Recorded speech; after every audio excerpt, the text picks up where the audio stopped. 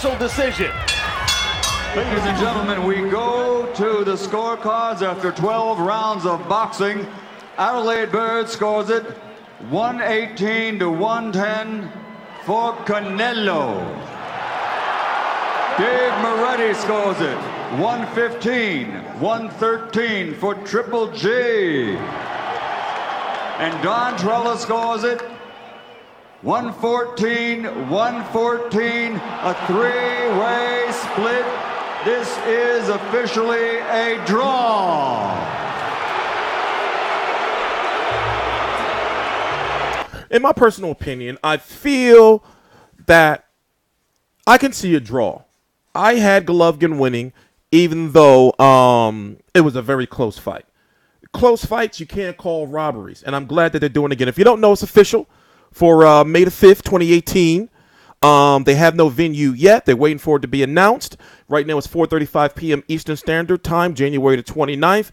They just released the information, Golden Boy, no more than an hour ago. So New York has put in a strong bid for the fight. Wait, this is what we want to listen to. Let's start here. Gennady Golovkin landing 49 more punches, throwing nearly 200 more punches. Therefore, Alvarez landing at the slightly higher connect percentage. Power punches. Canelo outlands Golovkin in power shots 114 to 110 and lands at a significantly higher percentage. Gennady was missing a lot with his right hand.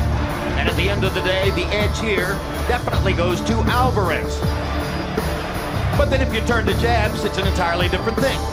As Gennady lands 53 more jabs, throws 128 more jabs, and lands at a significantly higher percentage. I personally would have felt that that might have been the difference in the fight. But at the end of the day, we have a draw. Let's take a look at the punch zone, which will show you where these punches landed. Gennady Golovkin given credit by CompuBox for landing only 8 body shots in the fight. He may want to rethink that before the rematch. Canelo Alvarez landing 44 body shots. That was a good idea. But Golovkin landing 83 more punches than Canelo upstairs, and a lot of that margin came from... Here's the question I have.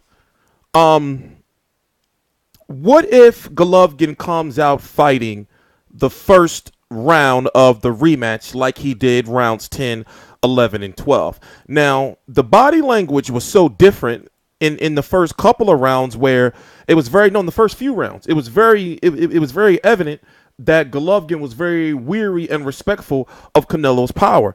But then if you go to, later on in the fight, he just started walking through his punches. Look at that. So the question I have is this. What adjustments can Canelo make in the rematch if he can't knock Golovkin out? I see adjustments that Golovkin can make. For example, Golovkin can start investing into the body more and taking away that motorcycle of that engine of Canelo. Canelo, those later on in the fight, started doing a lot of moving, and he started having to rely on a lot of upper body energy, dodging all those punches of Golovkin. Now, when it comes to the punch stats or CompuBox or whatever you want to call them, listen, I don't take that too seriously. It's a tool to give you a better understanding of what's going on, but it can be flawed, and also it depends on how you look at, a jab and power punching. Power punching is anything that's not a jab, but a fight can be dominated with a jab.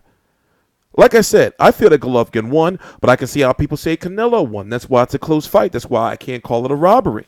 And it's good that they didn't lollygag around with the rematch. Tom Loeffler of 360 Promotions, the promoter of Golovkin, used to be K2, said a couple of weeks ago that if the fight wasn't done by January, then something was wrong. They was waiting for Golovkin to come back from Kazakhstan and look over the contract and everything, and voila, it's announced.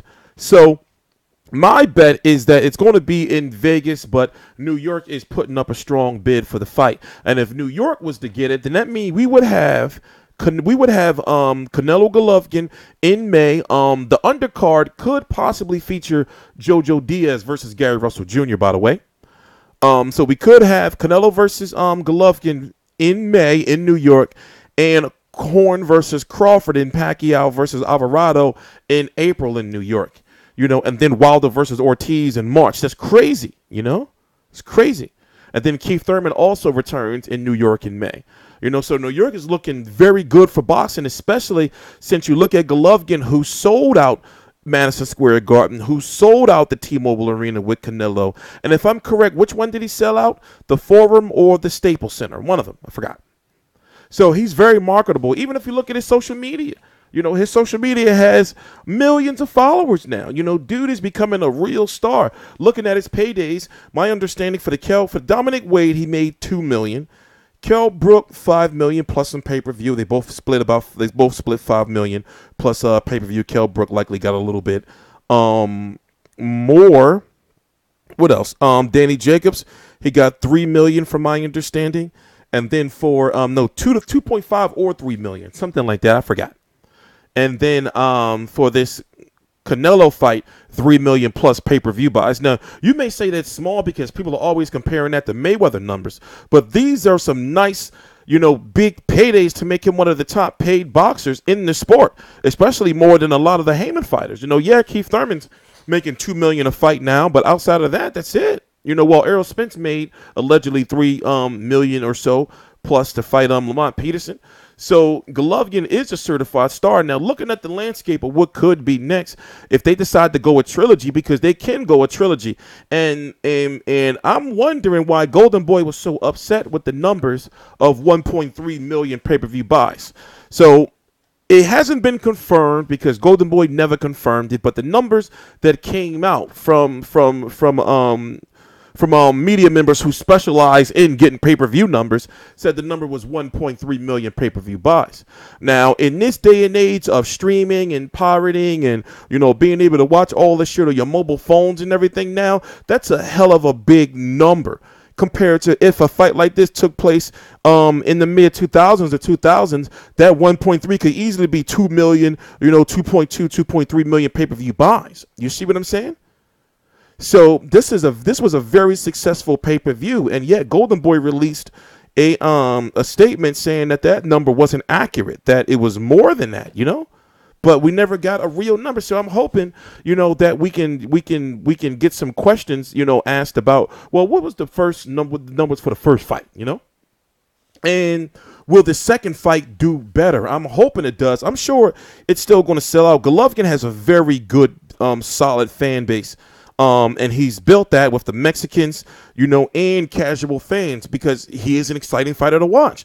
And this pay-per-view, this main event was very, very good. So I'm hoping that it just wasn't because it was riding off the coattails of Mayweather McGregor, that it did that 1.3 million. I'm hoping that this second one, we see 1.5 and it's successful, because we saw it with Ward Kovalev, and I'm still pissed about that. Very, very, very good good pay-per-view drama, for both fights. And the second one had more animosity and drama, and it didn't do well at all,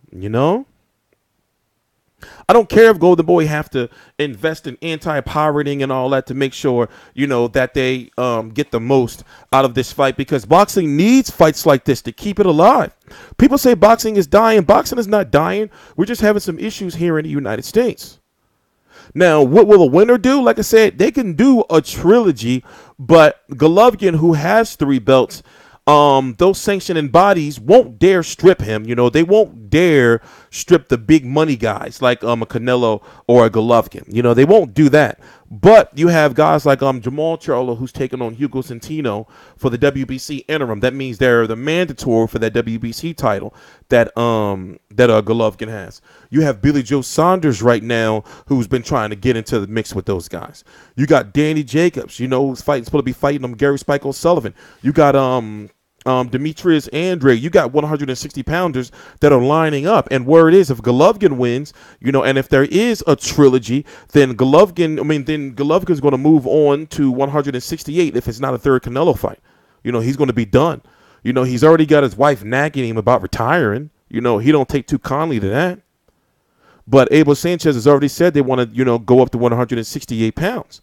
And me personally, 168 pounds, I feel Golovkin can hang with the guys of like Benavidez, and obviously we saw Caleb Truex beat James DeGale, even a Gilberto Ramirez. I feel he can hang with those guys, and likely beat those guys. When it comes to Canelo, 160 in my opinion is the max. And also Canelo's not that tall. He's only about 5'7" or so, even though he's listed at 5'9". So we can expect a major press tour to be announced. Of course, they're going to have a press conference. I'm sure they're going to have one in New York. I'm going to be there. They're going to have one in L.A. I'm sure Rob's going to be there. They're probably going to do somewhere like Texas or Mexico. And I'm sure they're going to do. They're going to try to promote this fight bigger than the last one. By going on ESPN a lot and everything like that. And also, like I said, I'm really glad that they didn't BS around with this, because people were already bitching about HBO's card this weekend with Tiwa Kuram and Lucas Matisse could end up on the undercard too. Tiwa Kuram and the Jorge Linares, and how HBO was falling off. HBO has a nice amount of boxers, but they just got to match them up right. And more importantly, they got to put on big fights. They have no time to do the whole development of these fighters. They have no time. So let me go see if some more news came out since this was all announced, like a press conference or something like that. If y'all didn't see the promo here, I'll put it over here for y'all if y'all didn't see the promo for it.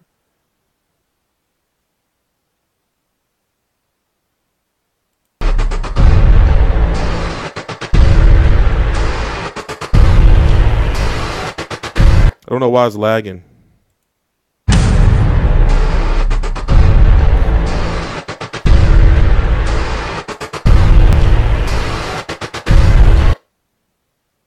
My bad. Well, as you know, for those who don't know, you can expect for me to be doing tons of videos on this.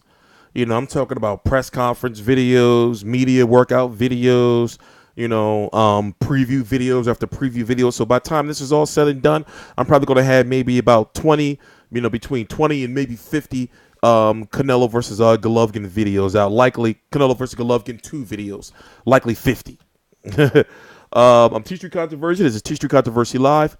Please subscribe.